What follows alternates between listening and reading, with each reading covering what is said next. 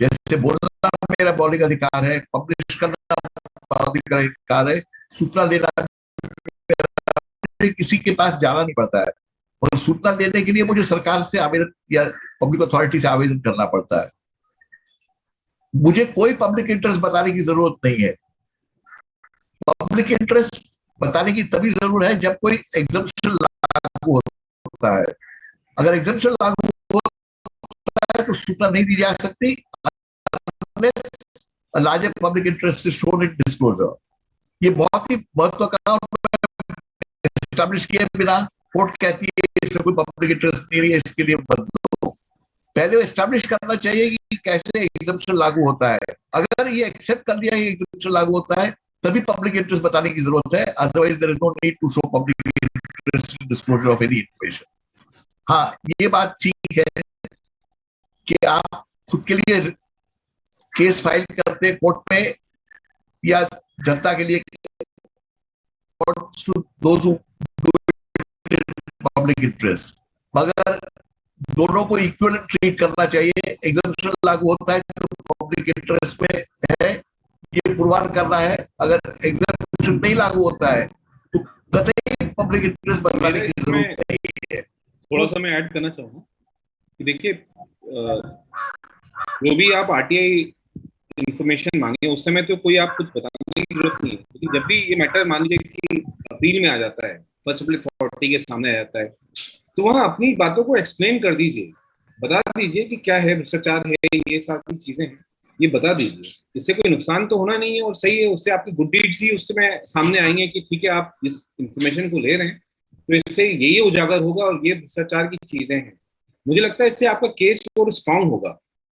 तो बताने की कोई आवश्यकता है नहीं, जैसा गांधी साहब ने कहा है कि कोई कानून में भी उसमें लिखा हुआ आरटीआई एक्ट में आपको वजह बताने की जरूरत नहीं है, लेकिन अगर आप अपना इंटेंशन शुरुआत से क्लियर रखते हैं और अपीलेट अथॉरिटी के सामने भी क्लियर रखते हैं तो उससे आपका पक्ष और ज्यादा मजबूत होता है। क्योंकि आगे जाकर के आप जब हाईकोर्ट के सामने आते हैं तो आप हमेशा ये कह सकते हैं देखिए हमने सारे तथ्य सामने रखे थे, उसके बाद भी ये जानकारी डिनाई की गई है। आजकल हाईकोर्ट के कई निर्णय ऐसे आए हैं जहाँ इन्फॉर्मेशन कमीशन को निर्णय दिया गया है, इंफॉर्मेशन कमीशन के निर्णय को उन्होंने सेटिसाइड करते हुए उन्होंने कहा कि इंफॉर्मेशन दी जाएगी। तो इसीलिए मेरा कहना है कि इसमें कोई गलत, उसमें कुछ आपका कुछ इसमें नुकसान तो है नहीं अगर आप अपने इंटेंशन को क्लियर करते हुए बता रहे हैं कि जानकारी आप, ये इसलिए इंपॉर्टेंट है इस जानकारी को लेना क्योंकि इसमें ये सारी चीजें उजागर होंगी। तो I don't see any harm in that. Rahul ji, मैं आपसे थोड़ा अलग राय रखता हूं। ये जाहिर बात है कि बहुत सारा करप्शन है अपने पूरे समाज में, और देयरफॉर टू से कि मौलिक अधिकार एक्सरसाइज करने को पब्लिक इंटरेस्ट बताना चाहिए, ये बेसिकली फंडामेंटली फ्लॉड है। बात पब्लिक इंटरेस्ट की नहीं है, मैं कह रहा हूं कि देखिए एक तो ये जब एक्ट में भी उन्होंने लिखा हुआ है कि until it's warranted a public interest, larger public interest, act में भी लिखा हुआ है। अब पीआईओ, अगर पीआईओ की अपनी समझ होगी, आप ये भी तो देखिए शैलेश सर कि अगर पीआईओ की अपनी समझ होगी और वो अपनी समझ से वो कहेगा कि ये पब्लिक इंटरेस्ट है। अब बात मैटर ये हो गया कि अब ये कंटेंशन हो गया, ये डिबेट का मैटर हो गया कि पब्लिक इंटरेस्ट है या नहीं है, उसको आप कैसे करोगे? क्या आप ये तो एक्सपेक्ट नहीं करोगे कि वहां पर जो हमारे अपील करता है वो चुप्पी साध जाए, वो बोले कि नहीं हमें तो कुछ बात ही नहीं करनी है, एक्ट में तो लिखा है कि हमें कुछ बताना ही नहीं है। आप ये जानो कि पब्लिक इंटरेस्ट क्या है, वो अपीलेट अथॉरिटी डिसाइड करे और पीआईओ डिसाइड करे, तो दोनों के सर मेरा कहना यह है कि अगर एग्जम्पशन नहीं लागू होता है तो पब्लिक इंटरेस्ट बताने की कोई जरूरत ही नहीं। एग्जम्पशन लागू करने के बाद ही तो वो, अगर एग्जम्पशन लागू होता है तब मैं मानता हूँ, मैं तो एग्जम्पशन नहीं लागू होता है के हिसाब से बोल रहा हूँ कि एक्ट में लिखा हुआ है कि कई जगह एक्ट में पब्लिक इंटरेस्ट की बात कही गई है, उसके तहत वो इन्फॉर्मेशन डिनाई करते हैं। नहीं पब्लिक इंटरेस्ट, देखिए मैं बता रहा हूँ कि कई बार मेरे सामने कई ऐसे मैटर आए जहां पर मतलब इन्हें क्या होता है कि आपको आप सीधे एप्लीकेशन देख करके नहीं समझ पाते कि उसके पीछे कहानी क्या है। हर आरटीआई जो लगती है आपको मालूम है कि उसमें कई लोगों की तो कई अपनी निजी समस्याओं की वजह से लगाते हैं, उनकी बड़ी परेशानी होती है। मेरे सामने भी एक किसान आया, अब किसान ने बिल मांगे, 2012 से बिल मांगे थे, लेकिन जब उसने बताया कि अब वो चीज वो आरटीआई एप्लीकेशन में तो एक्सप्लेन नहीं कर सकता है, लेकिन जब हमारे सामने आया तो उन्होंने बताया कि किस तरह से उसका खसरा नंबर दूसरा था, किसी और के खसरे नंबर पर उसको सिंचाई का बिल इशू हो गया। तो मैंने कहा कि भाई अब ये तो 20 साल का मांगे तो 20 साल का देना पड़ेगा बिल, मतलब ये जो जानकारी मांग रहे हैं वो जेन्युइन है, और वो तो ये एक उनका जो उसके पीछे जो कॉज है जो आरटीआई लगा रहे हैं, वो अगर आप शेयर कर देते हैं तो उससे कोई मतलब हार्म नहीं हो रहा है। ये मानना है कि ये बहुत कॉमन हो गया है कि एग्जामिनेशन दिए बिना पब्लिक इंटरेस्ट में नहीं है क्या कि केस को खारिज कर देना, जो मेरे हिसाब से गलत है और ये फंडामेंटल चीज है। और बहुत सारे कमीशंस, पीआईओज और फर्स्ट अपेलेट अथॉरिटीज ये कह के रिजेक्ट कर रहे हैं कि कोई पब्लिक इंटरेस्ट नहीं है। इनफैक्ट गिरीश देशपांडे भी अगर आप देखें केयरफुली तो यही ग्राउंड पे स्टैंड करता है कि पब्लिक इंटरेस्ट नहीं है डिस्क्लोजर, जो गलत है। और ये बहुत ही प्रचलित हो गया है पूरे देश में। सूचना का अधिकार कानून को अमेंड किया जा रहा है गैर कानूनी और गैर संवैधानिक तरह से, ये मेरा मानना है सर। सर जबकि आरटीआई में सर केवल सेक्शन 8 और 9 के तहत ही उसको रिजेक्ट किया जा सकता है सर, और ये वर्बली अलग बातें कह के रिजेक्ट कर दे रहे हैं। हाँ जी, मुझे दोनों ही में कोई इसमें कॉन्ट्राडिक्शन नहीं दिखाई दे रहा। मैं इसमें मेरा इंटरप्रिटेशन पता है। आपकी आवाज थोड़ी कम आ रही है। अच्छा अब आ रही होंगी शायद, अब ठीक है? नहीं, थोड़ी सी आवाज थोड़ी सी आपकी क्या अच्छा आवाज कट रही है। नेटवर्क की स्पीड अच्छी है मेरी, लगभग 885 kbps है, स्पीड तो अच्छी है नेटवर्क की। आवाज आ रही है सर क्लियर? नहीं, और कम हो गई। कम हो गई। अच्छा, वॉल्यूम कम आ रहा है। हाँ, पहले आपका सही था वॉल्यूम, मतलब इन्हें इससे पहले जब ज्वाइन किया था आपने तब सही था। अच्छा राहुल सर, मैं इस दौरान मैं अपनी बात रखता हूँ। सब पत्रकार तो जानकारी लेके सार्वजनिक करता है ना प्रेस में, तो हमको भी वो बताना पड़ेगा क्या कि क्या लार्जेस्ट पब्लिक इंटरेस्ट है इसमें, और क्या लोग मतलब ऐसा देखिए, पत्रकारों पे भी साहब ये तो हटना चाहिए ना। पत्रकार तो जानकारी लेके सार्वजनिक करता है, व्यापक लोग ही थे सर। देखिए, आप एक्ट में तो प्रोविजन है कि आप कुछ भी नहीं बोले, आपको कुछ रीजन नहीं देना है, कुछ बताना नहीं है, और वो सही है, आरटीआई एप्लीकेशन तक सही है। लेकिन जब उस पर मान लीजिए कि उसको सेक्शन 8 के तहत रोक लिया जाए, ये कहते हुए कि साहब ये इंफॉर्मेशन जो है प्रिविलेज रीजन से मांगी जा रही है और ऐसी कोई लार्जर पब्लिक इंटरेस्ट नहीं है, तो फिर उस चीज को आपको उसको काउंटर करना। सर विनम्रता कहता हूं कि किसी भी डिसीजन में ये कहना कि ये फ्रिवलस है और कोई पब्लिक इंटरेस्ट नहीं है, वो गलत है। फ्रिवलस को मना नहीं किया है। सेक्शन 8 की बात कर रहा हूं। अगर सेक्शन 8(1) लागू होता है, पहले ये एस्टैब्लिश करना चाहिए कि सेक्शन 8(1) लागू होता है, उसके बाद आप कहें कि पब्लिक इंटरेस्ट नहीं है। मगर बहुत सारे निर्णय ऐसे आ रहे हैं कि जहां पे जैसे आपने कहा कि फ्रिवलस है, कोई इसका मतलब नहीं है, या इसके लिए public without establishing the exemption nobody can say कि पब्लिक इंटरेस्ट नहीं है, इसके लिए इंफॉर्मेशन नहीं दी जाएगी। ये मेरा फंडामेंटल है।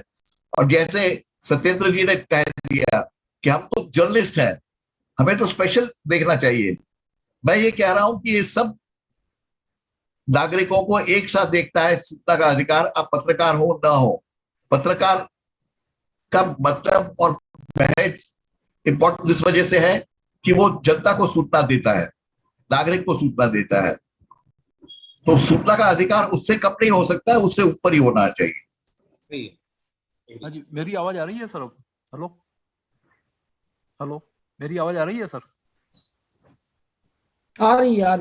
हाँ जी देखिए, जो धारा 6(2) है, 6(2) में एक्चुअली क्या है कि कोर्ट में जाने के पहले लोकस स्टैंडाई का कंसेप्ट होता है। आरटीआई एक्ट में कोई भी लोकस स्टैंडाई जरूरी नहीं है। लैटिन में लोकस स्टैंडाई का मतलब होता है कोर्ट में खड़ा रहने की जगह, कि आपके अधिकारियों का हनन हो रहा है तो ही आप कोर्ट में जा सकते हैं।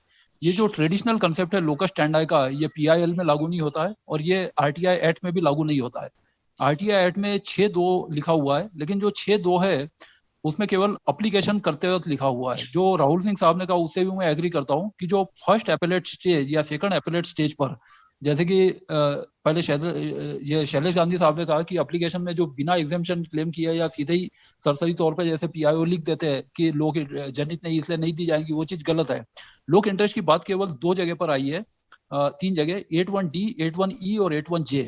8(1)D और E में कॉम्पिटेंट अथॉरिटी जो है वो ये कर सकता है कि पब्लिक इंटरेस्ट में वो डिस्क्लोज कर सकता है। 8(1)J में पीआईओ जो सीपीआईओ या एसपीआईओ हो सकता है, या अपीलीय अधिकारी, एपेलेट अथॉरिटी, इनको ये पावर दिया गया है। इसके अलावा 8.2 है, 8.2 में पब्लिक अथॉरिटी को पावर दिया गया है। This is an enabling provision, क्योंकि कोई भी मामला होता है, कॉम्पिटेंट अथॉरिटी का मतलब यह है कि 2E में कॉम्पिटेंट अथॉरिटी दिया गया है। कॉम्पिटेंट अथॉरिटी में बड़े बड़े लोग होते हैं, उसमें मतलब है कि राज्यपाल, राष्ट्रपति, UT administrator, chief justice of supreme court, chief justice of high court, speaker, chairman parliament assembly के, ये सब कॉम्पिटेंट अथॉरिटी है। इनके 28 में रूल मेकिंग पावर्स है।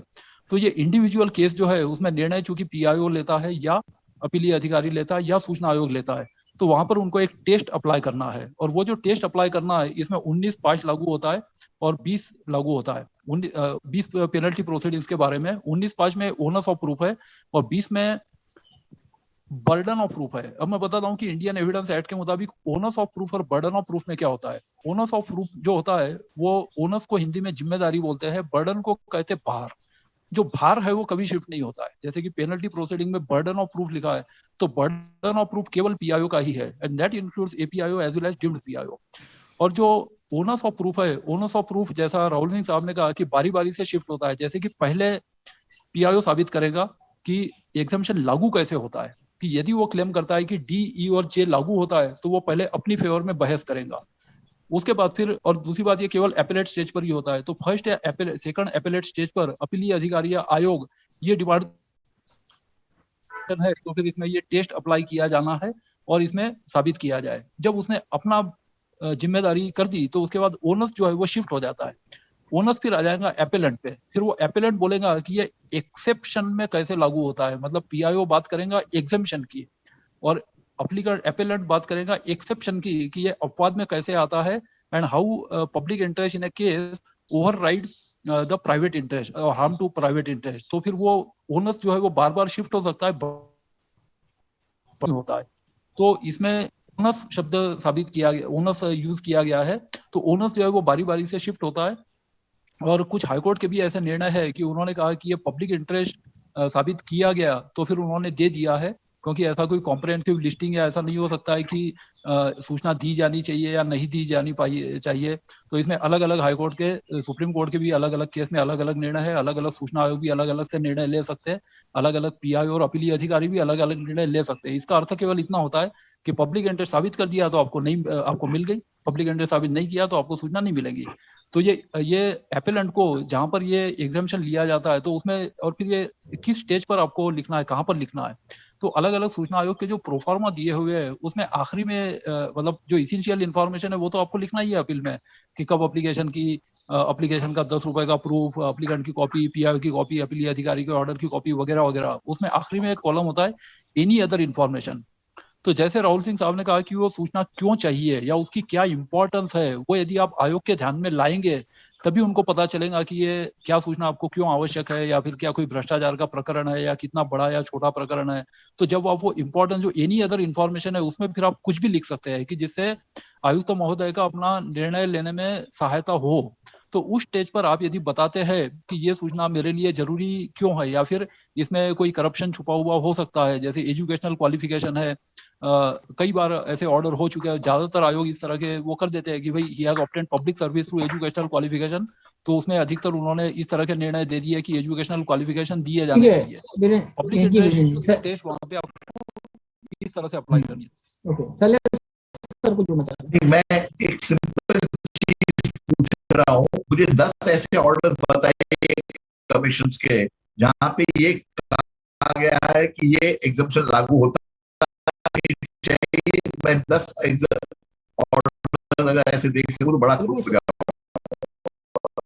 ये ढकोसला है, ये बहुत ही बड़ा ट्रैप है ना। कई सारे हमने ऑर्डर देखे हैं सूचना आयुक्तों के जिसमें वो सीधे सीधे इंफॉर्मेशन खारिज कर रहे हैं और एक दो लाइन इस तरह से लिख रहे हैं और वो कहते हैं कि जो जानकारी चाहिए गई है इसमें कोई व्यापक लोकहित भी स्पष्ट नहीं होता है, नहीं है, इसलिए खारिज की जाती है, इसलिए खारिज किया था। एग्जैक्टली तो कहना है ये पूरी तरह से सही है कि ये एग्जम्पशंस की बात नहीं करते हैं वहाँ पे कि ये एग्जम्पशंस लागू होती है इसलिए पब्लिक इंटरेस्ट शो नहीं हो पाया है, इसलिए जानकारी नहीं दी जा रही। ये बात तो सही है, बिल्कुल सही है। शिवानंद जी, ये जो आपने बात बताई है ना, तो राजस्थान हाई कोर्ट का एक जबरदस्त फैसला है ऐसा ही वहां पे एक डिसीजन गया था और वहां पे हाई कोर्ट में फटकार लगाई थी कि आपने सिर्फ ये बात बोल दी कि इसमें कोई व्यापक हित नहीं है और सेक्शन 8 का हवाला दे दिया था। पुलिस का मामला था ये, पुलिस ने सेक्शन 8 लिख के दे दिया था, बोला कि हम जानकारी नहीं दे पाएंगे। लेकिन राजस्थान हाई कोर्ट ने फटकार लगाई थी और ये बोला था, उसमें डिसीजन दिया कि आप सेक्शन 8 बता के आप जानकारी न देने का लाभ नहीं ले सकते हैं।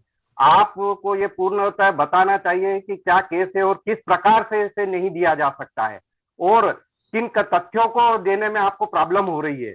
तो ये फटकार लगाइए। तो जब वो हाई कोर्ट के सामने पुलिस की तरफ से जो रखा गया था और अधिकारियों की तरफ से जो रखा गया था, तो उसमें ये बताया गया था कि साहब ये अभी इन्वेस्टिगेशन चल रहा है। तो राजस्थान हाई कोर्ट ने ये बोला कि ठीक है, अब आपने बताया कि ये इन्वेस्टिगेशन चल रहा है, तो आपने ये जानकारी देने से आप मना बोलो, लेकिन जितना इन्वेस्टिगेशन आपने कर लिया है उसको आप संबंधित को दीजिए। ये एक राजस्थान हाई कोर्ट ने बहुत ही जबरदस्त दिया है और इसकी पेपर की कटिंग मेरे पास पड़ी है साहब, बहुत जबरदस्त फैसला है सेक्शन 8 पे। नहीं, मैं मूल बात पे आता हूं। मेरे हिसाब से सिर्फ ये कह के रिजेक्ट करना कि लार्जर पब्लिक इंटरेस्ट नहीं दिखाया गया है, ये गलत है, ये कानून के विरुद्ध है। सर माफी चाहूंगा इंटरप्ट करने के लिए अक्षय गोस्वामी। जब बात पब्लिक इंटरेस्ट की, अगर कमीशन का तो अपना खुद का डिसीजन आता, वो सुप्रीम कोर्ट के डिसीजन ना मानते, ना वो हाई कोर्ट के डिसीजन मानते। एप्लीकेंट के केस में उनको एक्सक्यूज चाहिए, सिर्फ जहां उनको मेंशन करने होते हैं वहां तो कर देते हैं। हाई कोर्ट के डिसीजन के 1 नहीं 50 बार मैं रिटर्न में दे चुका हूं।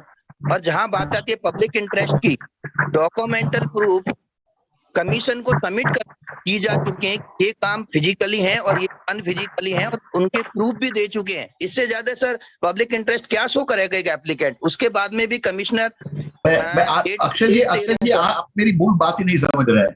मैं कह रहा हूं कि एग्जम्पशन लागू हो तभी, पहले तो ये मान लेना चाहिए कि एग्जम्पशन लागू होता है। जब तक एग्जम्पशन एस्टैब्लिश नहीं होता तब तक पब्लिक इंटरेस्ट बताने की कोई जरूरत नहीं है। और ये बहुत फंडामेंटल चीज है, क्योंकि इस पे निर्भर करता है कि आरटीआई फंडामेंटल राइट के तौर पे एक्सेप्ट होता है या नहीं। लिखने का अधिकार हम कहते हैं मेरा फंडामेंटल राइट है, मैं लिख सकता हूं किसी को कोई पब्लिक इंटरेस्ट की बिना, मैं छाप सकता हूं पब्लिक इंटरेस्ट की बिना, मैं बोल सकता हूं पब्लिक इंटरेस्ट की बिना। उसी तरह सूचना का अधिकार मैं इस्तेमाल कर सकता हूं बिना any public interest, so long as exemption नहीं लागू होता है।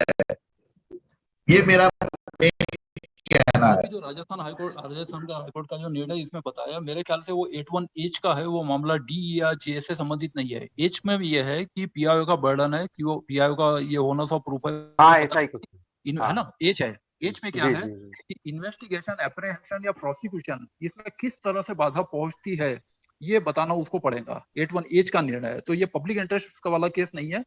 एच में क्या है, एप्रीहेंशन का मतलब है कि अरेस्ट करने में उसको स्टेज बतानी पड़ेगी कि क्या हुआ, एफआईआर कितने दिन पहले हुई, क्योंकि वो अपना सीआरपीसी के जो लिमिटेशन है उसके मुताबिक वो चलते हैं। फिर ये कि अरेस्ट किया है तो फिर उसमें 60 दिन 90 दिन की लिमिट है, अरेस्ट नहीं किया है तो 2 साल 3 साल की लिमिट है ना, अलग अलग टाइप। 3-4 लोगों को किया था, उसमें से चार्जशीट फाइल की गई कि नहीं की, कॉग्निजेंस लिया कि नहीं लिया, तो उसमें क्या है कि जो अलग अलग स्टेज है, तो इसमें अच्छा इस विषय में राहुल जी के निर्णय मुझे याद है, पुलिस डिपार्टमेंट के बहुत सारे निर्णय थे जिसमें उन्होंने आरटीआई थानों में नहीं लगती थी, तो रीवा संभाग में आरटीआई का इम्प्लीमेंटेशन करवाया।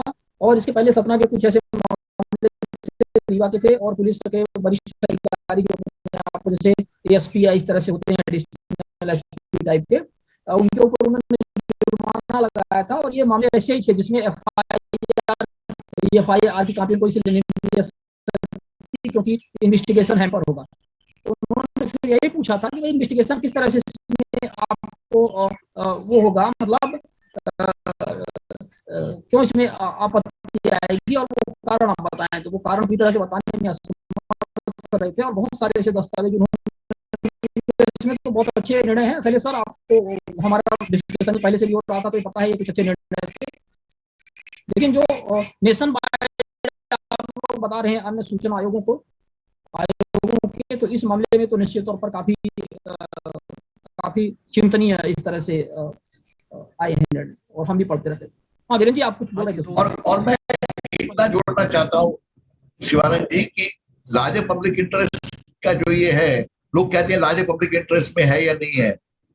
अगर एग्जम्पशन नहीं लागू होता है, आई रिपीट, ये बहुत जरूरी है समझना कि एग्जम्पशन अगर एस्टैब्लिश नहीं होता है तो कोई लार्जर पब्लिक इंटरेस्ट की बात करना जरूरी नहीं है।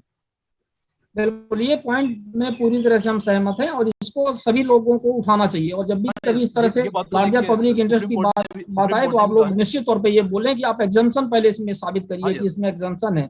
ये सुप्रीम कोर्ट का भी निर्णय है, CIC वर्सेस ये जो common cause versus Allahabad high court, इसमें इलाहाबाद हाई कोर्ट के PIO के खिलाफ निर्णय हुआ था, तो उसमें सुप्रीम कोर्ट ने भी कहा है, जो अभी शैलेश गांधी साहब ने कहा है कि 6(2) में कोई भी कारण दिया जाना जरूरी नहीं है, तो क्योंकि इसमें लोकल स्टैंडर्ड का कोई कंसेप्ट ही RT एक्ट में लागू नहीं होता है, तो उसमें पब्लिक इंटरेस्ट या ये कोई भी एप्लीकेशन स्टेज पर बताने के लिए वो बाध्य नहीं है। केवल कुछ हाईकोर्ट ने कहा है कि यदि D, E या J है तो these act as exception to section 6(2) और एपेलेट स्टेज पर उसको बताया जाना चाहिए। तो उसमें सुप्रीम कोर्ट ने भी कॉमन कॉज वाले केस में कहा है कि कोई भी कारण बताने के लिए एप्लीकेंट को बाध्य नहीं किया जा सकता, और इलाहाबाद हाईकोर्ट के PIO के विरुद्ध निर्णय दिया था इसमें। सर यहाँ पे मैं पूछना चाहता हूँ एक क्वेश्चन, अगर इजाजत है। हाँ तरुण जी बताइए। सर मेरे को राजीव कपूर जी ने अपील प्रोसीडिंग में बाहर मेरे ऊपर डाला है कि PIO गलत जानकारी दे रहा है, और उन्होंने मुझसे बोला है कि आप एफिडेविट देंगे, और जबकि जो उनका जो मेरा साक्ष्य है वो भारत का गैजेट ऑफ इंडिया का जो है उसमें ड्यूटीज हैं, जो मेरा एविडेंस है। तो अपील प्रोसीडिंग किस मतलब क्या उनके पास अधिकार है सर कि अपीलेंट से वो एविडेंस मांग सकते हैं ऑन एफिडेविट? ये उल्टा है, मांग सकते हैं। ये उल्टा है। एफिडेविट आप सूचना आयोग एफिडेविट PIO लेता है कि वो जो जानकारी दे रहा है इतनी जानकारी है, उसके अतिरिक्त कुछ नहीं है और वो सही जानकारी है।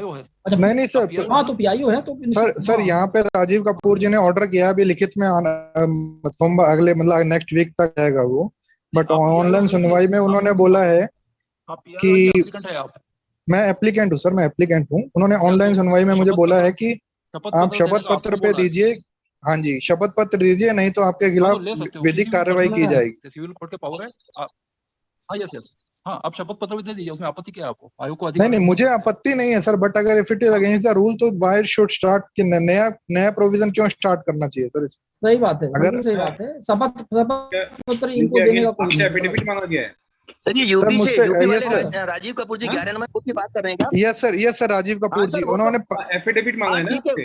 यस सर एफिडेविट एक मिनट इवन एफिडेविट आप प्राइवेट किसी से भी ले सकते हैं। अच्छा कानून सेक्शन 18 को पढ़िए आप।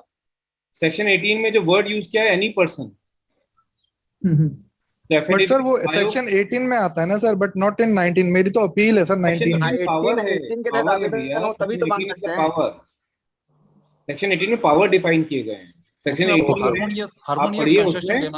18, 19, 20 एक दूसरे से अलग नहीं है सर। यहाँ पे एक मिनट यहाँ पे मामला तो समझ लिया जाए। तरुण एक मिनट रुकिए, बीरेंद्र जी रुकिए। तरुण जी ये बताइए कि किस बात को लेकर के आपसे एफिडेविट मांगा गया है, कौन सी जानकारी? सर मैंने उनसे 7 बिंदुओं पे लास्ट वीक भी सर राहुल सिंह सर से बात हुई थी जब मेरी, तब उन्हें मैंने बताया था वही 7 बिंदु और 9 बिंदु की जानकारी थी सर जो, तो उसमें 7 बिंदु वाली सुनवाई थी मेरी। तो उसमें जो था वार्षिक उनके क्रियाकलाप हैं, उनको जानकारी मेंटेन रखनी होती है उनको सूचना को, उसके बारे में वार्षिक सूचना मांगी थी मैंने। तो और जो गैजेट ऑफ इंडिया में डिफाइंड है कि ये उनका कार्य है, लेकिन उन्होंने उस जानकारी को सारा मना कर दिया। मैंने रिटर्न में अपना सबमिशन भी दिया सर। सूचना आयुक्त ने कॉल करा व्हाट्सएप पे, बोलते हैं हाँ जी बताइए, बोल रहे हैं सूचना आयुक्त की आपको सूचना मिल गई है। मैंने बोला सर ये सूचना सत्य कथन कर रहे हैं ये, तो बस इतने में ही सर वो भड़क गए राजीव कपूर जी। बोलते हैं आप सम्मान नहीं कर रहे हैं आयुक्त PIO का, आपको सम्मान करना चाहिए। अरे सर इसमें सम्मान क्या, जब असत्य कथन कर रहे हैं वो तो असत्य ही बोलूंगा सर मैं उसको। उनको क्या तो आप एफिडेविट दे दीजिए ना, क्या दिक्कत है? नहीं एफिडेविट देने में कोई दिक्कत नहीं है सर मुझे। एफिडेविट तो सर गैजेट ऑफ इंडिया है मेरा एविडेंस, मेरे को उसमें कोई आपत्ति नहीं की। लेकिन सर अगर if it is not the मतलब नया प्रोसीजर में मैं उसके एफिडेविट का आपको लीगल उसके वो बता देता हूँ। क्या होता है क्या है कि अगर आप गलत एफिडेविट देते हैं तो वो IPC के तहत दंडनीय होता है। Okay sir. तो दोनों चीजें हैं, इसीलिए हम लोग भी अधिकारियों से कई बार चीजें एफिडेविट में मंगवाते हैं। क्यों मंगवाते हैं? क्योंकि अगर एफिडेविट में दे दिया तो फिर हम उसमें आगे प्रोसीड नहीं सर ये तो समझिए पहले कि इन्होंने जानकारी मांगी थी और इनको ये सिद्ध करने के लिए एफिडेविट देना है कि इनको जानकारी प्राप्त हुई है। नहीं सर, जानकारी गलत दी गई है सर। अब उसके बाद अगर उनके पास कोई साक्ष्य होगा तो उस पर वो करेंगे। लेकिन ये सेक्शन 18 में पावर है इंफॉर्मेशन कमीशन का, वो एफिडेविट ले सकते हैं। सेक्शन 18 में पावर है इंफॉर्मेशन कमीशन का कि वो किसी को भी सम्मन कर सकते हैं। सिर्फ जरूरी नहीं है कि लोक सूचना अधिकारी को ही सम्मन करें, उसमें सुनवाई सर 19 के तहत हो रही है ना सर? हाँ, सुनवाई सेक्शन 19 सेक्शन 18 पावर है। तो 18 का सुनवाई तो नहीं कर रहा है ना सर? सुनवाई तो 19 के तहत हो रही है। समझिए, बात को समझिए रवीन जी। सेक्शन 18 में पावर आती है, सेक्शन 18 में पावर डिफाइन है कि इंफॉर्मेशन कमीशन की क्या क्या पावर है। सेक्शन 19 तो अपील का हो गया। अब अगर आप ऐसी बात करेंगे तो फिर मुझे एक सवाल का जवाब दे दीजिए। सेक्शन 18 में लिखा हुआ है कि आप सम्मन करते हैं, लोगों को बुलाते हैं, तो फिर किस अधिकार के तहत? सेक्शन 19 में कहाँ लिखा है कि आप बुलाएंगे किसी पीआईओ को? बता दीजिए, एक लाइन लिखी हो सेक्शन 19 में, एक शब्द लिखा हुआ है सेक्शन 19 नहीं बुलाना चाहिए ना सर? पीआईओ को नहीं बुलाना चाहिए? नहीं, ना पीआईओ को ना एप्लीकेंट किसी को नहीं बुलाना चाहिए। ठीक है, ठीक है। होता है। देखिए, जो CIC versus state of Manipur में ठीक है, केवल 18(1) और 19(3) में फर्क बताया गया है।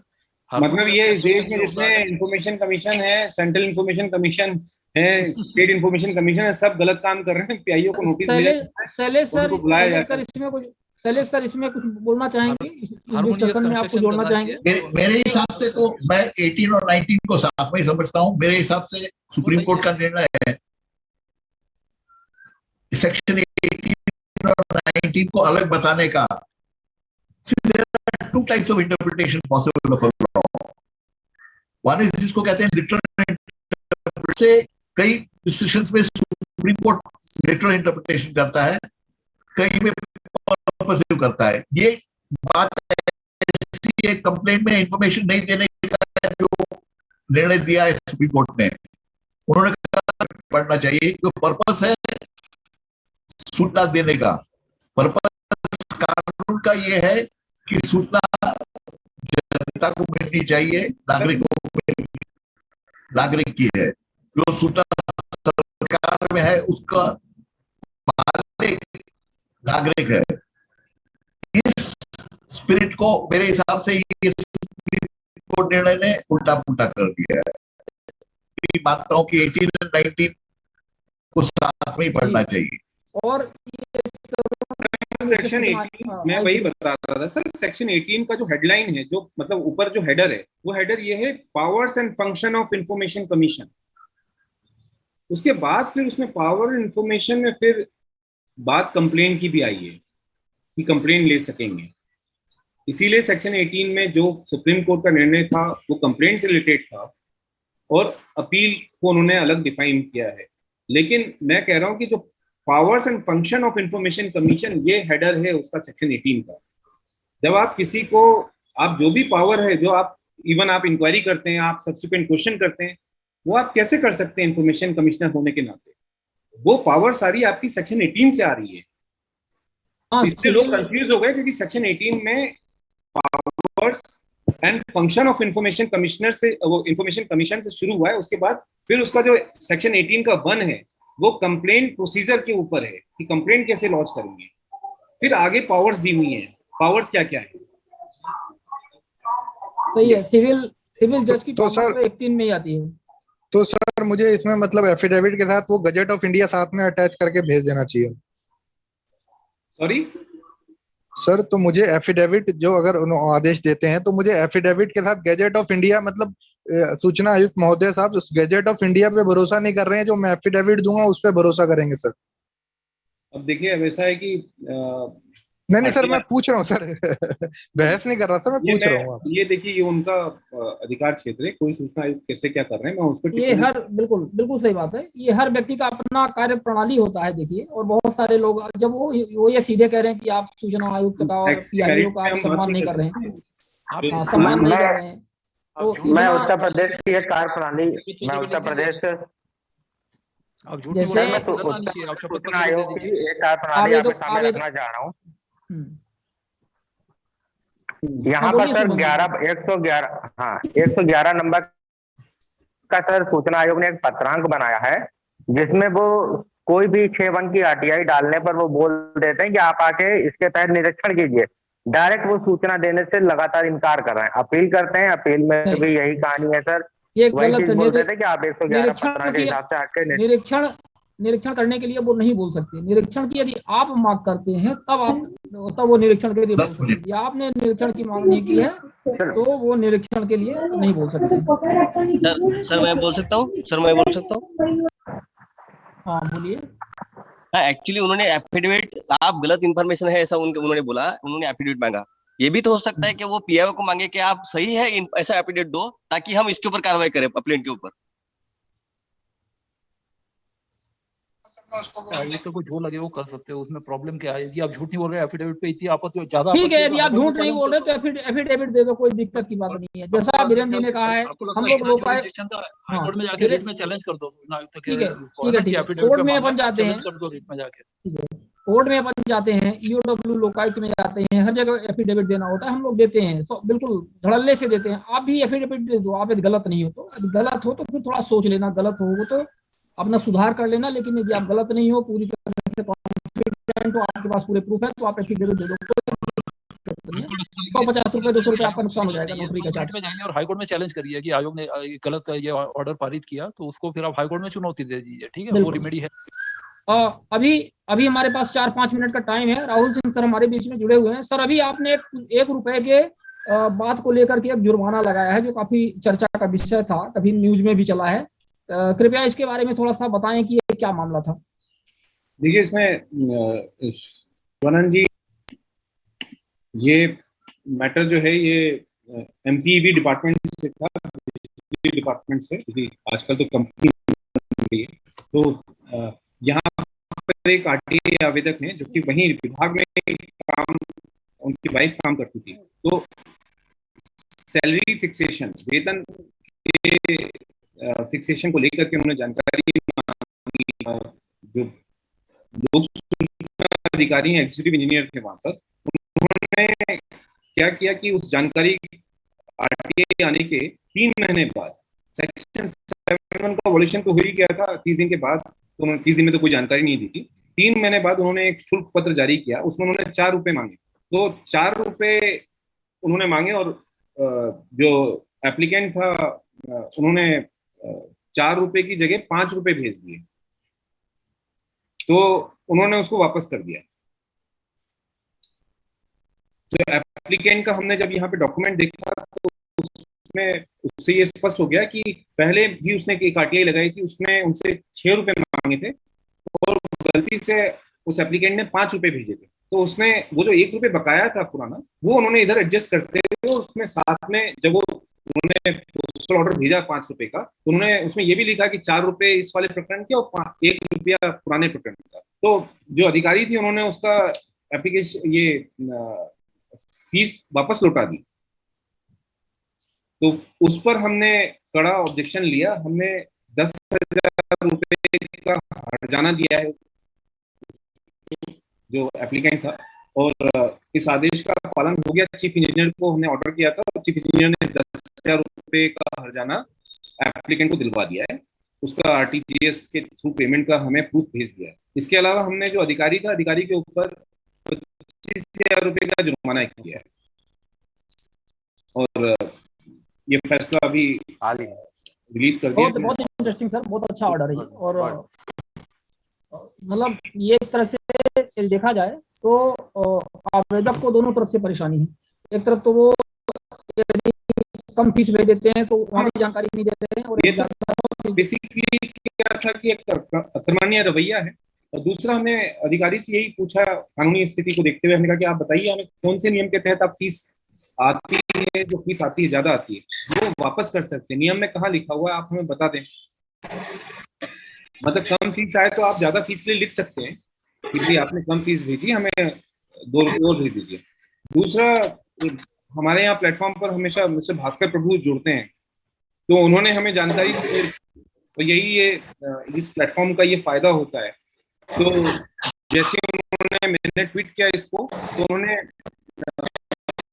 एक हमें व्हाट्सएप किया, उन्होंने बताया कि ऑलरेडी वहां पर जो महाराष्ट्र में एक सर्कुलर निकाला है कि ऐसे 3-4 रुपए की फीस के लिए उसको लेना भी नहीं चाहिए। तो उसका रीजन हमें समझ में आया है, क्योंकि देखिए क्या होता है कि आप जब ऑफिस में 4 रुपए की फीस के लिए आप जब एक शुल्क पत्र जारी करेंगे, तो उस पत्र को जारी करने में आपका स्टाफ का मैन पावर लगेगा, आपका स्टेशनरी का खर्चा होगा, उसके बाद फिर आप उसको पोस्ट करेंगे तो मालूम पड़ा कि 25-30 रुपए, तो ये तो वेस्ट ऑफ पब्लिक रिसोर्सेज है, जनता का ही पैसा है।